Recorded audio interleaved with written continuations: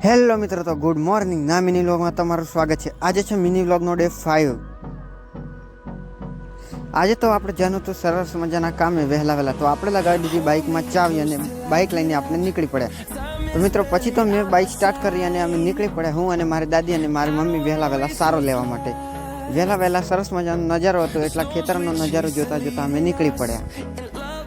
પછી તો મિત્રો ઇમરજન્સી ફોન આવ્યો મારા પપ્પાનો, એટલા માટે અમે નીકળી પડ્યા ખેડબ્રહ્મા માટે બંને, હું અને મારી બેન।